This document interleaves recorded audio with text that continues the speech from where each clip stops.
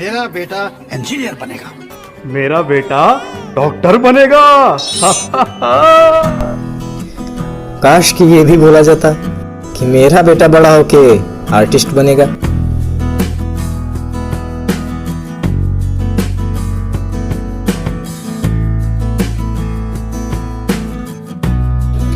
तो नमस्कार दोस्तों, एक बार फिर से मेरे YouTube चैनल पे आप सभी का स्वागत है। इस वीडियो में हम एक फाइन आर्ट्स स्टूडेंट या फिर आर्टिस्ट के बारे में बात करेंगे, उसके लाइफ के स्ट्रगल्स, प्रॉब्लम्स के बारे में बात करेंगे, उसके इंटरेस्ट डेवलपमेंट से लेके कॉलेज और एंट्रेंस एग्जाम से सभी पहलुओं को इस वीडियो में समेटने की कोशिश करेंगे। तो देखते रहिए। तो दोस्तों, किसी फाइन आर्ट्स स्टूडेंट की लाइफ में आर्ट की एंट्री कहाँ से होती है, उसका आर्ट कहाँ से डेवलप होता है, वहाँ की अगर बात करें तो जाहिर सी बात है कि कोई भी आर्टिस्ट जो होता है उसका या तो आर्टिस्ट स्टूडेंट हो या तो फिर बिगिनर हो, उसका एक इंटरेस्ट जो होता है वो बचपन से ही, यानी कि उसके प्राइमरी स्कूल या फिर LKG, UKG, 10th या 12th, हाई स्कूल या इंटर से ही डेवलप होता रहता है, बचपन से ही डेवलप होता रहता है। आगे चल के वो अपनी चीज़ों को और आगे बढ़ाना चाहता है और निखारना चाहता है, इसी वजह से वो कॉलेज में एडमिशन लेता है। कि मैक्सिमम लोग ऐसे होते हैं जिनका इंटरेस्ट बचपन से ही होता है। कुछ ऐसे होते हैं जिनका इंटरेस्ट बाद में डेवलप होता है, बाद में उनको ये लगता है कि मुझे फाइन आर्ट्स करना चाहिए। वो स्टूडेंट्स हाई स्कूल और इंटर करने के बाद किसी इंजीनियरिंग या फिर मेडिकल या फिर आर्ट की पढ़ाई करते होते हैं, कहीं दूसरी जगह दूसरे फील्ड में पढ़ाई करते होते हैं। फिर बाद में उनको ये लगता है कि नहीं मुझे फाइन आर्ट्स करना चाहिए, तो फाइन आर्ट्स में एडमिशन ले लेते हैं। मैं फाइन आर्ट्स का स्टूडेंट हूँ और कुछ ऐसे भी स्टूडेंट्स को जानता हूँ जिन्होंने इंजीनियरिंग छोड़ के फाइन आर्ट्स किया और फिर से फाइन आर्ट्स छोड़ के इंजीनियरिंग को ज्वाइन किया। तो दोस्तों, फाइन आर्ट्स में आपको हर तरह के स्टूडेंट्स मिल जाएंगे जिनकी लाइफ कहीं और चलती रहती थी, फिर आके वो फाइन आर्ट्स में हो जाते हैं। फाइन आर्ट्स को भी छोड़ के कई लोग फिर उसी लाइफ को ज्वाइन कर लेते हैं। और वहीं जिनको बचपन से ही फाइन आर्ट्स में जाना होता है, उनका गोल बिल्कुल सेट रहता है कि उनको फाइन आर्ट्स में एडमिशन लेना ही है। जैसा कि मैंने कहा कि ज़्यादातर ऐसे ही लोग होते हैं।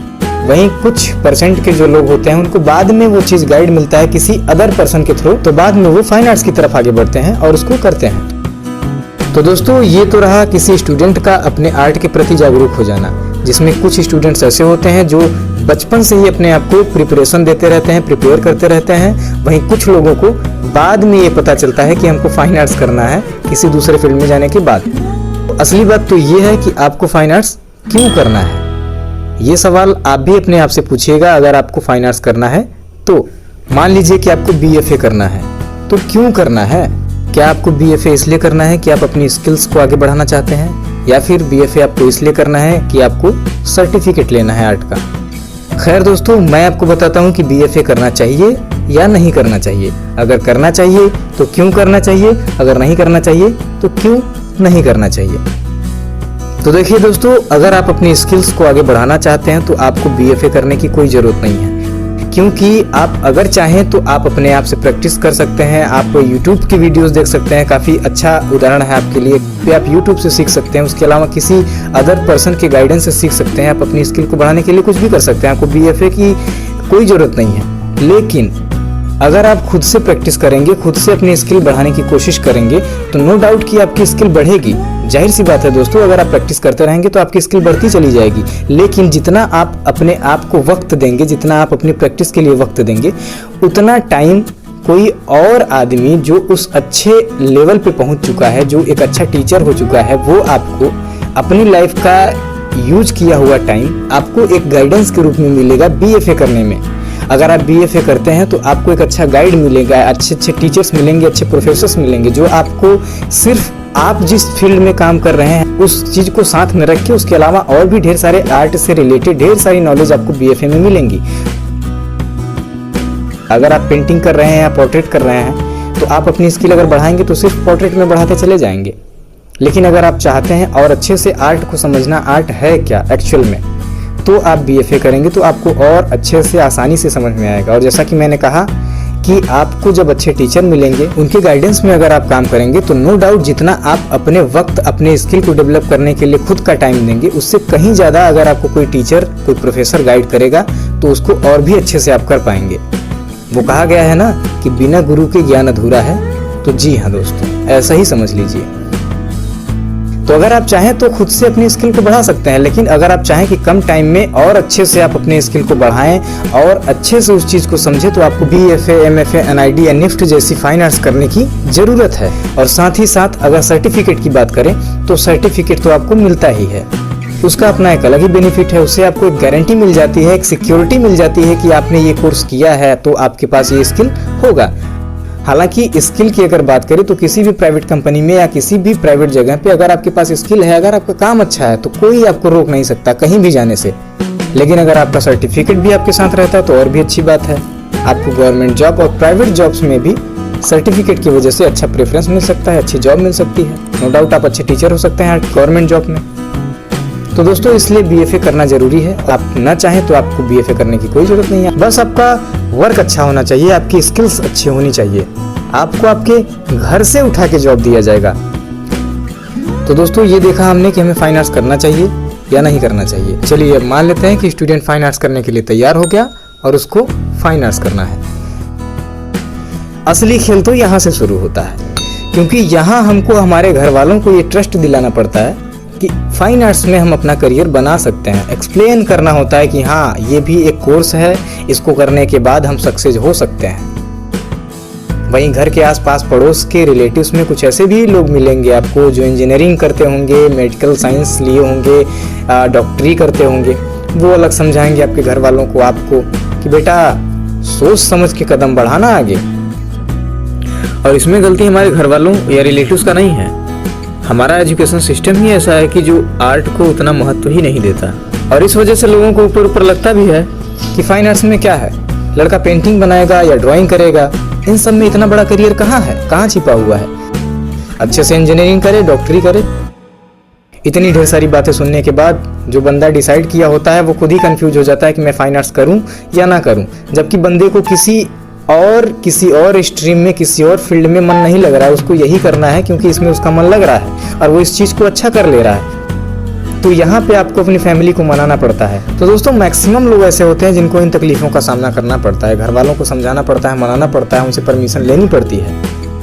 वहीं कुछ ऐसे स्टूडेंट्स होते हैं जिनके घर में ही पूरा आर्टिस्टिक माहौल बना हुआ होता है, उनके घर में ही अच्छे आर्टिस्ट होते हैं, अच्छे पेंटर होते हैं, अच्छे स्कल्पचर्स होते हैं, तो उनको तो अच्छे से माहौल मिल जाता है फाइन आर्ट्स करने के लिए। और वहीं दोस्तों कुछ लोगों को फ्रीडम होता है, वो कोई भी कोर्स करें, वो अपना फ्यूचर खुद ही डिसाइड करते हैं। ना तो उनको घर वालों से टेंशन रहता है, ना तो उनको बाहर वालों से टेंशन रहता है, उनको किसी तरह का कोई गाइडेंस भी नहीं मिलता है, उनको खुद ही समझना पड़ता है कि हमको क्या करना है। तो दोस्तों ये रहे 2-3 टाइप के आपको फाइन आर्ट्स स्टूडेंट्स जो कि फाइन आर्ट्स करते हैं। अब क्योंकि दोस्तों हमको परमिशन मिल चुकी है, अब हम आगे बढ़ते हैं एडमिशन की तरफ। अब हमें एडमिशन लेना है तो जाहिर सी बात है दोस्तों, आप हमेशा यही कोशिश करेंगे कि आपको अच्छे यूनिवर्सिटी, अच्छे इंस्टीट्यूट में एडमिशन मिले फाइन आर्ट्स में, क्योंकि वहाँ पे एडमिशन लेने का हमारा फ़ायदा अलग ही रहेगा। एक तो हम अच्छी यूनिवर्सिटी में पढ़ेंगे, साथ ही साथ हमारा पैसा भी कम लगेगा। और या फिर हमारे पास सेकेंड ऑप्शन होता है कि हम किसी प्राइवेट जगह से BFA, MFA या फिर किसी भी फाइन आर्ट्स इंस्टीट्यूट के कोर्स को करें। लेकिन मैं आपको बता दूं कि अगर आप प्राइवेट में फाइन आर्ट्स करना चाहेंगे तो आपको बहुत मोटी रकम देनी होगी फाइन आर्ट्स के लिए, अगर आप प्राइवेट से करते हैं तो। लेकिन अगर आप गवर्नमेंट कॉलेज से करते हैं तो काफ़ी कम पैसे में आप फाइन आर्ट्स कर सकते हैं, बशर्ते आपको एंट्रेंस क्रैक करना होता है। तो दोस्तों अब स्टूडेंट को अपने घर से जैसे तैसे परमिशन मिल गई है, साथ ही साथ वो ये ठान चुका है कि अब हमको फाइन आर्ट्स करना है। तो अब उसके पास कॉलेज में एडमिशन लेने के लिए कई ऑप्शंस है, कई कॉलेजेस हैं। और कोई भी स्टूडेंट होगा दोस्तों तो ऑब्वियस सी बात है कि वो हमेशा यही सोचेगा कि वो अच्छे कॉलेज में पढ़े। तो इंडिया के अगर अच्छे टॉप फाइन आर्ट्स कॉलेज की बात करें तो जैसे कि कॉलेज ऑफ आर्ट दिल्ली, उसके अलावा BHU, जामिया मिलिया इस्लामिया, शांति निकेतन कोलकाता और JJ स्कूल ऑफ आर्ट, ये सभी कुछ अच्छे टॉप फाइन आर्ट्स कॉलेजेस हैं जहाँ पे हमको एंट्रेंस एग्जाम देना होता है, एंट्रेंस एग्जाम क्रैक करना होता है, उसके बाद हमको एडमिशन वहाँ पे मिलता है। तो दोस्तों यहाँ से फाइन आर्ट्स स्टूडेंट का प्रिपरेशन जर्नी शुरू होता है अपने इंस्टीट्यूट में, अपने फाइन आर्ट्स कॉलेज में एडमिशन लेने के लिए। अब वो लगातार मेहनत करना शुरू करता है। कुछ लोग होते हैं जो 1 साल, 2 साल, 3 साल तक मेहनत करते हैं, उसके बाद भी उनके मनपसंद का कॉलेज नहीं मिल पाता है। मैं फाइन आर्ट्स से जुड़ा हुआ हूँ दोस्तों, और मैं आपको बता दूं कि मैं कुछ ऐसे भी लोगों को जानता हूँ जिन्होंने 1 साल, 2 साल, 3 साल तक प्रिपरेशन करा और उसके बाद एंट्रेंस एग्जाम दिया और फिर भी उनका एडमिशन नहीं हुआ। अंत में वो अपने मनपसंद कॉलेज का एंट्रेंस फॉर्म सिर्फ इसलिए नहीं फिल कर पाया क्योंकि उसका ओवर एज हो चुका था।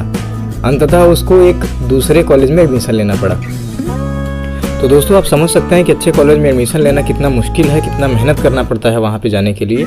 मैक्सिमम ऐसे लोग होते हैं जो बहुत तैयारी करते हैं, उसके बाद उनका एंट्रेंस एग्ज़ाम क्रैक होता है। कुछ ऐसे भी होते हैं जो घर पे बैठ के तैयारी करते हैं और कुछ ऐसे होते हैं जो बाहर जाके, जैसे कि बनारस, मुंबई और दिल्ली जैसे बड़े सिटी में जाके वहाँ पे कोचिंग करते हैं। अच्छी कोचिंग्स प्रोवाइड किए जाती हैं एंट्रेंस एग्ज़ाम क्रैक करने के लिए। उन कोचिंग में जाके वो एडमिशन्स की तैयारी करते हैं, उसके बाद एडमिशन लेते हैं। और जैसा कि मैंने कहा है कि मैक्सिमम लोग ऐसे ही होते हैं। कुछ लोग ऐसे होते हैं जो घर पे बैठ के ही तैयारी कर लेते हैं, उनकी स्किल्स अच्छी होती है, वो अच्छे से कर पाते हैं उस चीज़ को। कई लोगों को तो पता भी नहीं होता कि एंट्रेंस एग्ज़ाम का कोचिंग भी किया जाता है। तो कुछ इस तरह से स्टूडेंट्स दिन रात कड़ी मेहनत करते हैं fine arts entrance exam crack करने के लिए, अपने मनपसंद का कॉलेज लेने के लिए, जिसमें वो आर्ट हिस्ट्री से लेकर जनरल नॉलेज की ढेर सारी थ्योरीज पढ़ता है। उसके अलावा प्रैक्टिकल का तो अपना कड़ा मेहनत करता ही है। प्रैक्टिकल में अलग अलग कॉलेज के हिसाब से अलग अलग टाइप के एंट्रेंस होते हैं, जैसे कि still life, life drawing, composition, logo making. इन सभी टॉपिक पे अच्छे से कड़ी मेहनत करना होता है, तब जाके कहीं एंट्रेंस एग्जाम क्रैक होता है और अपनी मनपसंद यूनिवर्सिटी में एडमिशन होता है। क्योंकि दोस्तों फाइन आर्ट्स में सीट्स बहुत कम होती हैं, इसलिए और ज़्यादा मेहनत करना पड़ता है, कड़ी मेहनत करनी पड़ती है एंट्रेंस एग्जाम क्रैक करने के लिए, सिर्फ एक सीट लेने के लिए। और कॉलेजेस को छोड़ के अगर मैं BHU की बात करूं, क्योंकि मैं BHU में पढ़ रहा हूं, तो यहाँ पे सिर्फ 100 सीट्स हैं BFA के लिए, और 100 सीट्स के पीछे कम से कम 17 से 18 हज़ार लोग फॉर्म फिल करते हैं एडमिशन लेने के लिए। तो आप खुद ही सोचिए, सबसे पहले आपको 17 से 18 हज़ार स्टूडेंट्स अभ्यर्थियों के साथ में लड़ाई करना पड़ता है। उसके बाद आप थ्योरी का एंट्रेंस एग्जाम क्रैक करते हैं। थ्योरी के एंट्रेंस एग्जाम क्रैक करने के बाद लगभग 400 लोगों को सिलेक्ट किया जाता है प्रैक्टिकल के एंट्रेंस एग्जाम के लिए।